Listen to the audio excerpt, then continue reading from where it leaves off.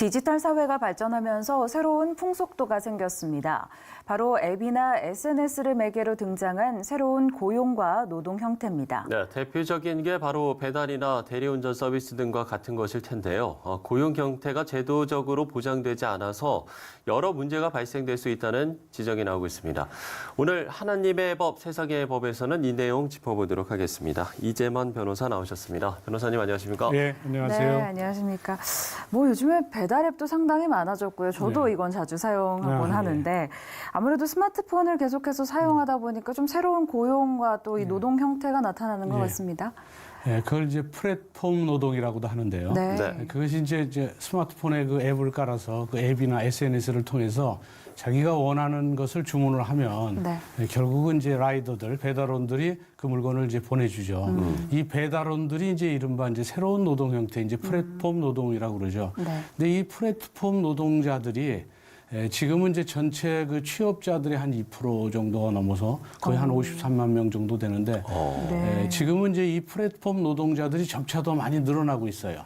이 플랫폼 노동자들의 입장에서는 사실은 일하고 싶을 때 일하고 또 뭐 일의 강도도 조절할 수도 있고 그런 장점들 있는데 이 사람들이 대부분 다 그 개인 그 사업자로 분류가 돼 있기 때문에 예. 사실 현재 법에 보호를 받지 못하는 것이 또 이 문제입니다.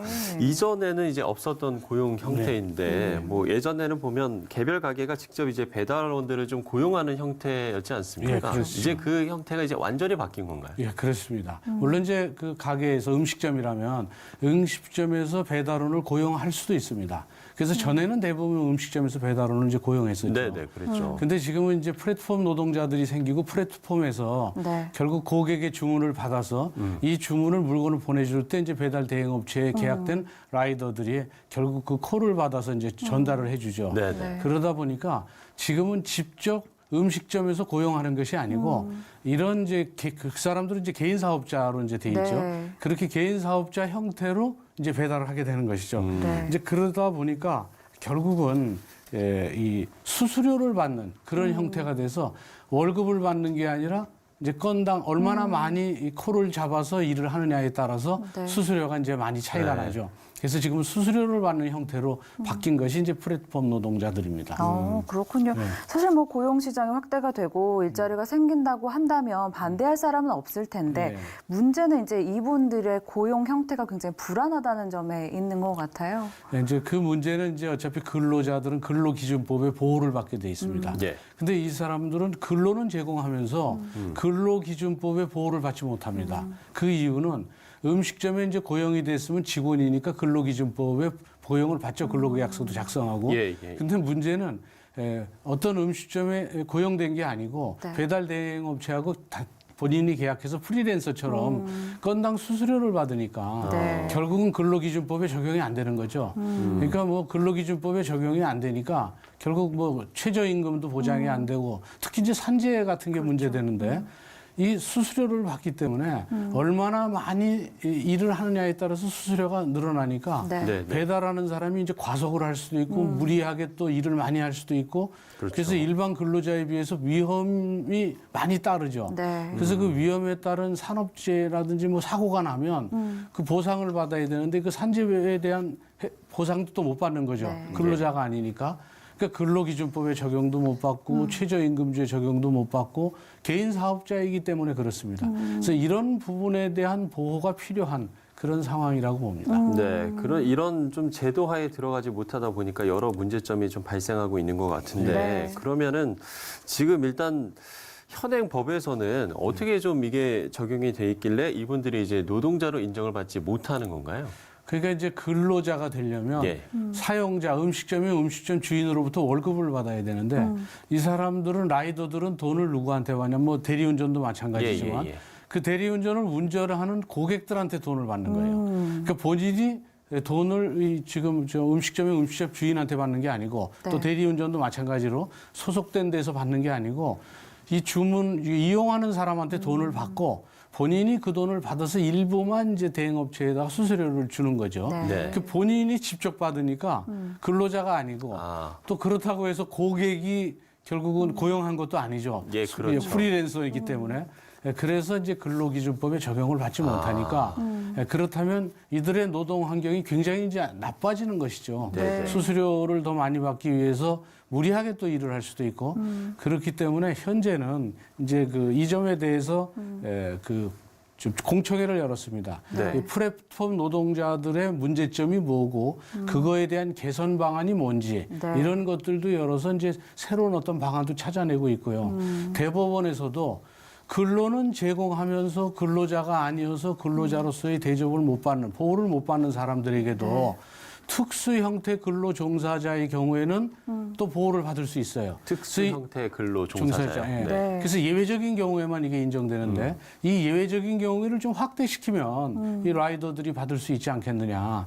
그래서 결국 대법원에서도 이런 경우에는 특수 형태 근로 종사자로 보호받을 수 있도록 네. 그렇게 하라는 취지의 판결도 났고요. 네. 또 하나는 그 라이더들의 경우에는 이제 그 특수 형태 근로 종사자들로서 확실히 이제 보호를 받게 하기 위해서 이 산업안전보건법에서 이 산업재해 보호 대상을 근로를 제공하는 자에서 노무를 제공하는 자로 바꿨습니다. 그러니까 라이더 어떤 차이점이요? 그러니까 근로를 제공하는 자는 이제 근로자들이 근로를 제공하는 거죠. 이제 음식점으로 말하면 이제 계약이 된 직원이죠. 근로를 네네. 제공하는 자가 맞는데 라이더들은 근로를 제공하는 자가 아니고 노무를 제공하는 거죠. 노무만 제공해서 이제 돈을 받으니까. 그래서 노무를 제공하면서도 근로자로서의 보호를 받지 못하는 사람을 결국 근로를 제공하는 자에서 이제 노무를 제공하는 자로 이제 확대를 해서 네. 가급적 많은 사람들이 재보호 대상이 되도록 이렇게 확대하려고 지금 하고 있습니다. 네, 예. 그렇군요. 아무래도 뭐 플랫폼 노동자가 아까도 말씀하셨지만 전체 취업자의 2%에 해당한다고 네. 말씀을 하셨고 앞으로 더 늘어날 수도 있고 더 다양한 고용 형태가 나타날 수도 있을 것 같은데 그렇죠.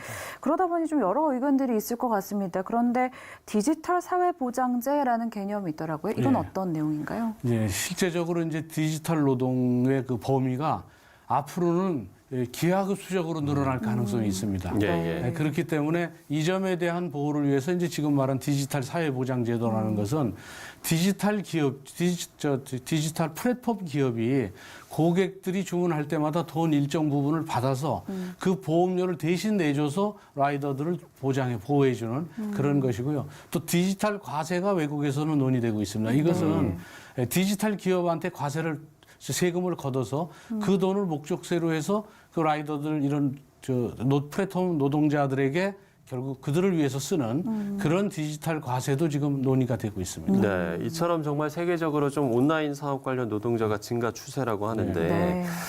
무엇보다도 이런 좀 노동 환경이 달라졌다는 것에 대한 어떤 좀 공감대라든지 인식 변화 이런 부분들도 좀 필요할 것 같거든요. 네, 그렇죠. 아무래도 이제 그 플랫폼 노동자들의 노동 환경이 아주 열악하게 돼 있죠. 그것은 시대 변화에 의해서 새로운 직종이 생겼는데 그 새로운 직종에 대한 보호 그런 법 제도가 따라가지 못하는 것이죠. 그렇죠. 근데 언제나 시대 변화를 법은 따라가지 못합니다. 근데 그 법이 너무 늦게 따라가면 피해가 크니까 네. 신속하게 이제 따라가도록 노력을 해야 되겠죠. 네네. 특히 이제 이게 플랫폼 노동자의 경우에는 시대의 변화뿐만 사회 환경도 변화돼 있어요. 앞으로는 사람한테 직접 가서 물건을 사거나 음식점에 직접 가서 주문을 하는 것보다는 사람을 만나지 않고 앱이나 기계를 통해서 주문하는 게 훨씬 더 익숙해져 가고 있습니다. 그러니까 젊은 세대들은 이 앱을 통한 주문을 훨씬 선호합니다. 그렇다면 어차피 앱을 통한 주문이 많아지는 것만큼 라이더들도 그만큼 많아지겠죠. 그래서 이 그들에 대한 노동 사회 환경이 변하는 것만큼 노동 환경도 변하고 있으니까 네. 안전한 노동 환경을 만들어주는 그런 법 제도를 만드는 것이 네. 지금 필요하다고 보는 것이죠. 예. 네, 좀 아무래도 인간답게 살고 좀 권리를 보호받을 수 있는 조치들이 취해졌으면 좋겠다라는 생각이 드는데 이 좀 다변화된 사회를 보는 성경적 시각은 좀 어때야 할까요? 예, 그 잠언 11장 21절에 예. 악한 일 하고 죄 안 받는 법 없고 착하게 살고 후손이 망하는 법 없다 이런 말씀처럼 시대 변화를 법이 미처 따라가지 못하고 있는 것이 현실이긴 하지만 법 제정 이전에 인간답게 살고 그 권리를 보호해 줄 수 있는 착한 기업은 궁극적으로 흥하기 때문에 네. 통계를 보더라도 착한 기업의 경우에는 가격이 비싸도 사람들이 그 기업의 제품을 산다고 합니다. 그래서 착한 기업은 궁극적으로 흥하게 된다는 것을 인식해서 이 크리스찬들은 이 착한 기업을 지향해야 된다고 봅니다. 예, 알겠습니다.